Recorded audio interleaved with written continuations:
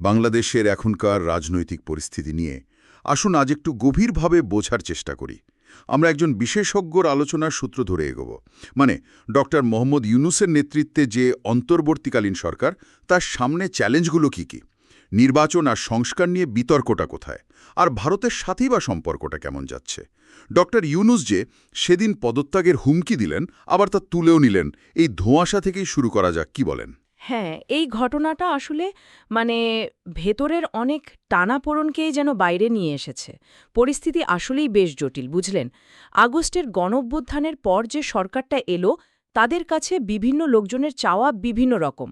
চাপও আসছে নানা দিক থেকে। হুম। ডক্টর ইউনূসের ওই যে হতাশা, আমার মনে হয় এটা এই নানা রকম চাপ, আবার কোথাও কোথাও হয়তো সহযোগিতাও পাচ্ছেন না, সব মিলিয়েই। অথবা এটাও হতে পারে যে তিনি হয়তো একটু দেখতে চাইছিলেন পরিস্থিতিটা, মানে একটা কৌশল আর কি। এই যে বললেন বিভিন্ন পক্ষ, কারা এরা আর ঠিক কি চাইছে তারা? দেখুন, একদিকে আছে বিএনপি, আর সম্ভবত সেনাবাহিনীরও একটা অংশ। তারা চাইছে তাড়াতাড়ি নির্বাচন হয়ে যাক, হয়তো ২০২৫-এর ডিসেম্বরের মধ্যেই। আচ্ছা। অন্যদিকে ছাত্রনেতারা বা ধরুন নাগরিক সমাজের যারা প্রতিনিধি, তারা বলছেন না, আগে জরুরি সংস্কার দরকার, বিশেষ করে নির্বাচনী ব্যবস্থায় বড় পরিবর্তন আনতে হবে। তাই তারা চাইছেন নির্বাচনটা পেছানো হোক। কিন্তু ডক্টর ইউনূস তো আবার নিজেই বলেছেন ২০২৬-এর জুনের পর থাকতে চান না। হ্যাঁ, সেটাও একটা বিষয়। সময়টাতে খুবই কম। তাহলে তো এই বিতর্কটা খুব গুরুত্বপূর্ণ। আগে নির্বাচন না আগে সংস্কার? ডক্টর ইউনূস নিজে তো সংস্কারের কথাই বেশি বলছেন, তাই না? সুশাসনের কথা বলছেন। কিন্তু প্রশ্ন হলো, একটা অন্তর্বর্তী সরকার, তাদের কি সেই ক্ষমতা বা ম্যান্ডেট থাকে? মানে এত কম সময়ে এত গভীর সিস্টেমিক যাকে বলে, সেই সংস্কার কি করা সম্ভব? এতে তো কিছু গোষ্ঠীর স্বার্থেও লাগবে।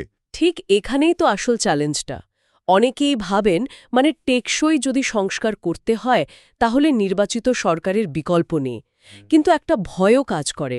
কিসের ভয়? এলো ধরা যাক আওয়ামী লীগই, তারা যদি পূর্ণ সংখ্যা পায়, তখন কি এই সংস্কারগুলো টিকবে নাকি বাতিল করে দেবে? এমনটা তো আগেও হয়েছে, এরকম অভিযোগ শোনা যায়। ঠিক।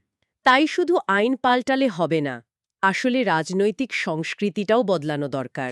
মাঠের দিকে যদি তাকাই, আগস্টের পরে একটা অস্থির ভাব তো আছেই। ছাত্র আন্দোলন তো চলছেই।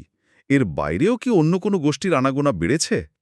অবশ্যই ছাত্ররা তাদের দাবি নিয়ে আছে, কিন্তু এর পাশাপাশি কিছু ইসলামপন্থী গোষ্ঠী, যাদের হয়তো আগে এতটা দেখা যায়নি, তারা এখন বেশ দৃশ্যমান। মানে সামাজিক পরিসরে বা ধরুন রাস্তায় নেমে শক্তি দেখানো, যেটাকে স্ট্রিট পাওয়ার বলে, সেটা বেশ দেখা যাচ্ছে।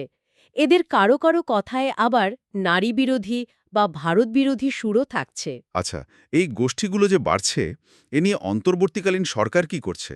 মনে হচ্ছে যেন একটু নরম মনোভাব। হতে পারে হয়তো তারা এখন নতুন করে কোনো ঝামেলায় জড়াতে চাইছে না, অথবা এটাও হতে পারে যে সরকারের একদম শুরুতে তো এই সব দিক সামলানোর মতো সক্ষমতা হয়তো পুরোপুরি তৈরি হয়নি, কিন্তু এই গোষ্ঠীগুলোর তৎপরতা নিঃসন্দেহে পরিস্থিতিকে আরও জটিল করছে, সরকারের ওপর চাপও বাড়াচ্ছে।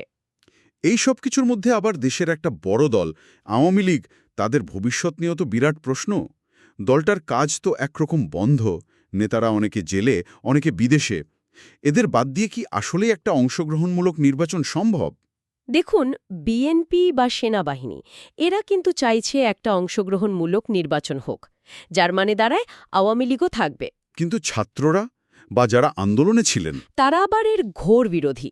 আরেকটা প্যাচ আছে, আওয়ামী লীগের যেসব নেতার বিরুদ্ধে অভিযোগ, তাদের বিচার তো এখনও সেভাবে শুরুই হয়নি, ফলে আইনগতভাবেও বিষয়টা ঝুলে আছে।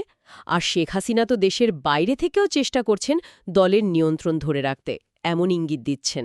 দলটার একটা নিজস্ব ভোট ব্যাংক আছে প্রায় ২৮% মতো, তাই না?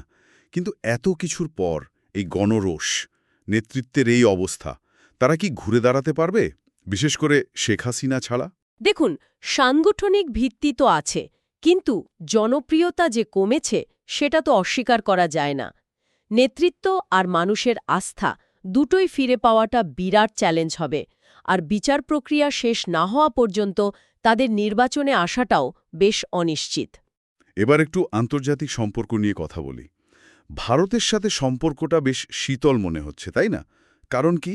হ্যাঁ, সম্পর্কটা বেশ টানাপোড়েনের মধ্যেই আছে। অনেকগুলো কারণ, যেমন ধরুন শেখ হাসিনা সরকারের পতন, তারপর বাংলাদেশের সংখ্যালঘুদের নিরাপত্তা নিয়ে একটা উদ্বেগ তৈরি হয়েছে, ডক্টর ইউনূসের কিছু মন্তব্য, যেমন বাংলাদেশকে চীনের মাধ্যমে ভারতের উত্তর পূর্বাঞ্চলে ঢোকার পথ বানানোর কথা বলা, আর সার্বিকভাবে ভারতের হয়তো বর্তমান সরকারের ওপর ঠিক আগের মতো আস্থা নেই। সব মিলিয়েই এই শীতল ভাবটা। ভারত কি কোনো ব্যবস্থা নিয়েছে প্রতিক্রিয়ায়? কিছু কিছু বাণিজ্যের ক্ষেত্রে বিধিনিষেধের কথা শোনা যাচ্ছে। সেটার প্রভাব পড়ছে বাংলাদেশের অর্থনীতিতে। ভারত আসলে বুঝিয়ে দিচ্ছে তার নিরাপত্তার বিষয়গুলো, বিশেষ করে উত্তর পূর্বাঞ্চলের স্থিতিশীলতা, এগুলো নিয়ে তারা কোনো আপোস করবে না। ডক্টর ইউনূসের ওই মন্তব্যগুলো হয়তো তিনি অর্থনৈতিক দিক থেকে বলেছিলেন, কিন্তু ভারতের কাছে সেটার অন্য মানে দাঁড়িয়েছে। তাহলে এই সম্পর্কের ভবিষ্যৎ কি? যদি নির্বাচন হয়, নতুন সরকার আসে, তারা কি পারবে ভারতের ভরসাটা আবার অর্জন করতে? আগের মতো উষ্ণ সম্পর্ক হবে কিনা এখনই বলা মুশকিল। তবে দেখুন, ভূ-রাজনীতি আর অর্থনীতির যে বাস্তবতা, তাতে বাংলাদেশকে তো ভারতের সাথেই কাজ করতে হবে। দিল্লির যে নিরাপত্তা উদ্বেগ, সেটা দূর করাটা যে কোনো ভবিষ্যৎ বাংলাদেশ সরকারের জন্যই খুব জরুরি হবে। সম্পর্কের ভিত্তিটাই হবে এটা। শুধু সরকার বদলালেই যে সব ঠিক হয়ে যাবে, এমনটা ভাবা কঠিন। আস্থা তৈরি হতে সময় লাগে। সব মিলিয়ে বাংলাদেশ তাহলে খুবই জটিল একটা সময়ের মধ্যে দিয়ে যাচ্ছে। একদিকে স্থিতিশীলতা ফেরানো, অন্যদিকে সংস্কার করা, আবার সব পক্ষকে সাথে নিয়ে চলা, তার ওপর আঞ্চলিক শক্তিগুলোর সাথে সম্পর্ক ঠিক রাখা। চ্যালেঞ্জ অনেক। একদম। আর এখানেই আসলে একটা গভীর প্রশ্ন থেকে যায়। বাংলাদেশের রাজনীতিতে এই যে সংঘাত আর আপসের চক্র, আর বিভিন্ন গোষ্ঠীর এই যে উল্টোমুখী সব দাবি দাওয়া, এর মধ্যে দাঁড়িয়ে কোনো সরকার কি আদৌ দীর্ঘমেয়াদী স্থিতিশীলতা আনতে পারবে? সংস্কার করতে পারবে, নাকি দেশটা এ চক্রের মধ্যেই ঘুরতে থাকবে? এর উত্তরটা হয়তো সময় দেবে।